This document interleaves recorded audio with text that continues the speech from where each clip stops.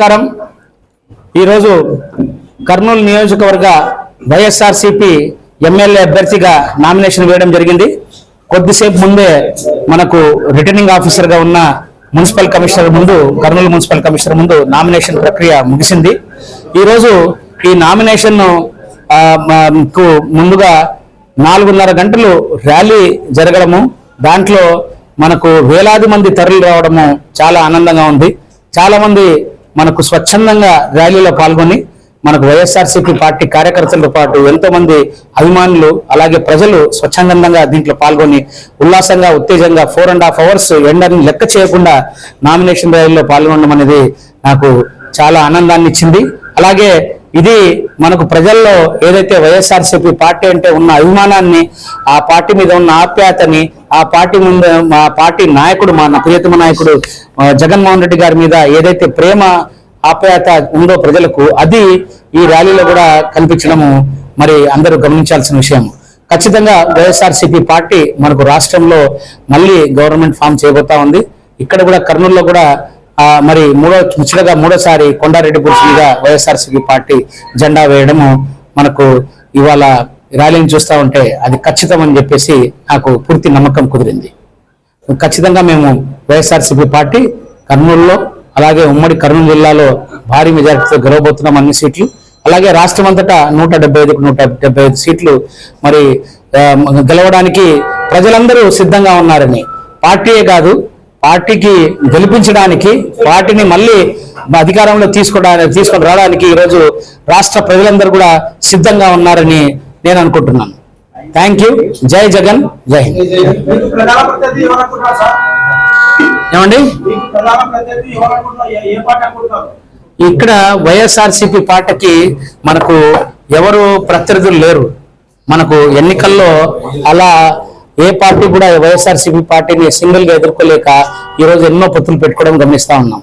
కాబట్టి ప్రజలు మనకు ఈజీగా మనకు వైఎస్ఆర్సీపీ పార్టీకి గెలిపిస్తారని చెప్పేసి నా పూర్తి నమ్మకం.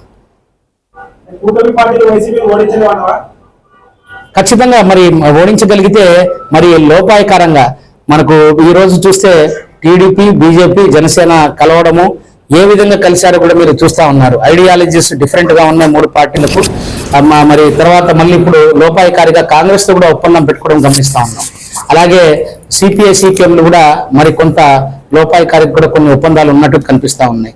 మరి ఈ విధంగా ఇన్ని పార్టీలు కలిసి ముందుకు వస్తున్నాయంటే వారి గెలుపు మీద నమ్మకం లేకపోవడం, వారి పార్టీ మళ్ళీ వాళ్ళు గెలుస్తుందని నమ్మకం లేకపోవడంతో ఇంతమంది మరి ఈరోజు కూటమిగా ఏర్పడి మరి వైఎస్ఆర్సీపీని మరి ఎదుర్కొంటున్నాయని నేను అనుకుంటున్నాను.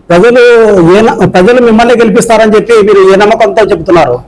ఈ రోజు మీరు ఉదయం నుంచి జరిగిన 4:30 గంటల ర్యాలీయే దానికి నిదర్శనం. ఖచ్చితంగా ప్రజలకు ఏదైతే ఈరోజు పేద ప్రజలకు ఒక మంచి గౌరవప్రదమైన జీవితాన్ని మరి ఏదైతే వైఎస్ఆర్సీపీ పార్టీ ప్రభుత్వం అందించగలిగిందో, సుపరిపాలన 5 ఏళ్ళు మనకు సుపరిపాలన అంటే ఈరోజు ఎవరు కూడా మనకు ఏ రాష్ట్రంలో ఉన్న ప్రజలందరూ పౌర సేవలు పొందడానికి ఎటువంటి ఇబ్బంది లేకుండా, అంటే ఒక క్యాస్ట్ సర్టిఫికేట్ కానీ, ఒక ఇన్కమ్ సర్టిఫికేట్ కోసం కానీ, ఒక విద్యార్థి కానీ, ఒక యువకుడు కానీ నెలల తరబడి రెవెన్యూ ఆఫీసులకు తిరగనక్కర్లేదు.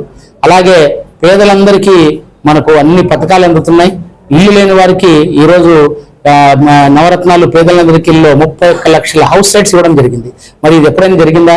మరి మీరు మీ జర్నలిస్టుగా మీరున్న మీ అనుభవంలో మీరు ఎక్కడ చూసింటారు? 31 లక్షల మనకు ఇల్లు, అందులో అంత మహిళల పేర్ల మీద 66 లక్షల మందికి పెన్షన్, ఇవన్నీ కూడా ఎప్పుడు మరి ఇలాంటి సంక్షేమ పథకాలు అందలేదు.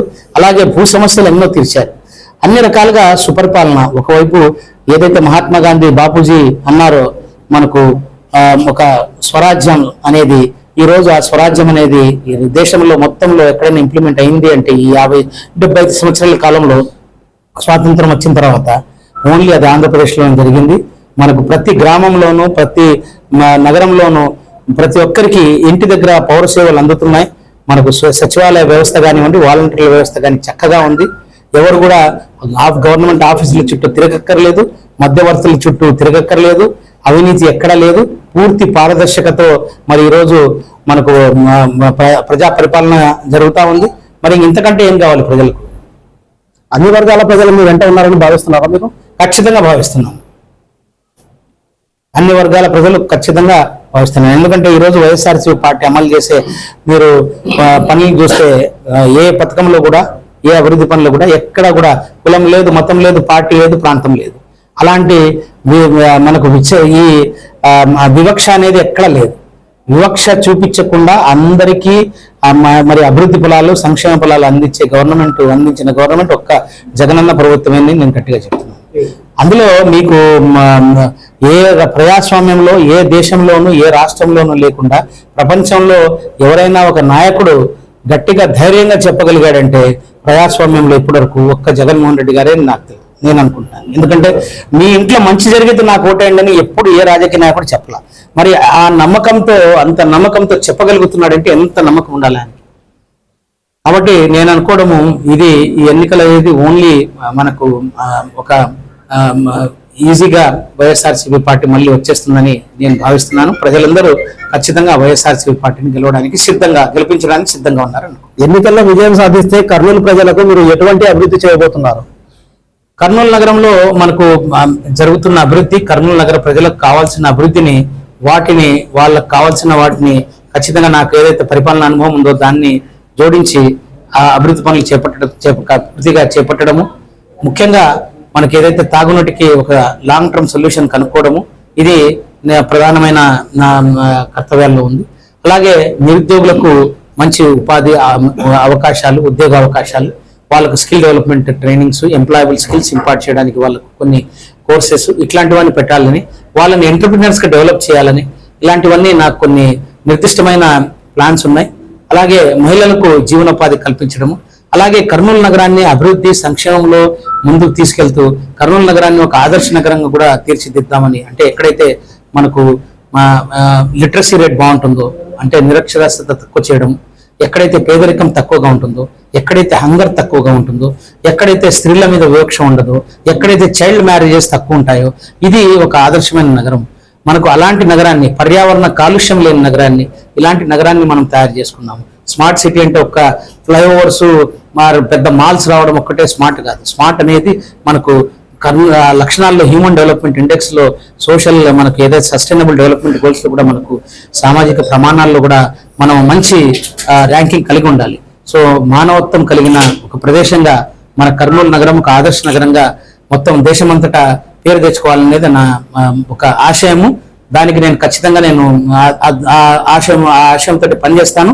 Maybe it is not possible in a day or two or a year or two.